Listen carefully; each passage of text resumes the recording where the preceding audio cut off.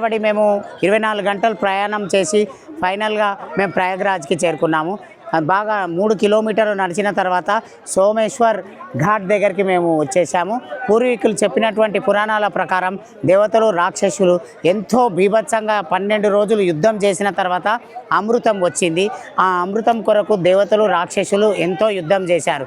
కాబట్టి విష్ణుమూర్తి యొక్క ఆర్డర్ ప్రకారం ఏమిటి అని అంటే, ఈ యొక్క అమృతాన్ని దాచిపెట్టిన తర్వాత ఎవరికి పంచాలా అనేది నిర్ణయించిన తర్వాత పంచుదామని విష్ణుమూర్తి నిర్ణయించిన తర్వాత అది మన విష్ణు వాహనమైనటువంటి గరుడ పక్షి తీసుకెళ్తుండగా 4 చుక్కలు అమృతపు చుక్కలు భూలోకంలో పడి ఉన్నాయి.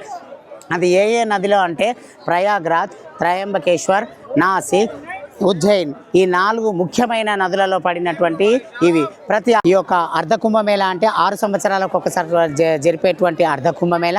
దాని తర్వాత ప్రతి 12 సంవత్సరాలకు వచ్చేది కుంభమేళ. దాని తర్వాత వచ్చేది 12 × 12 144 సంవత్సరాలు అంటే అది మహాకుంభమేళ జరుపుతారు. ఇప్పుడు మనకు 12 ఏళ్ళ తర్వాత వచ్చినటువంటి ఈ యొక్క కుంభమేళ కార్యక్రమానికి యావత్ ప్రపంచం ఇక్కడికి గంగా స్నానం చేయడానికి విచ్చేస్తున్నారు.